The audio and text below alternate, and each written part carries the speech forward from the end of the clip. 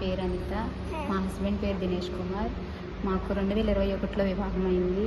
తర్వాత నుంచి పిల్లల కోసం ఎంతగానో ఎన్నో హాస్పిటల్ తిరిగాము, కానీ ఇంతవరకు పిల్లలు లేరు.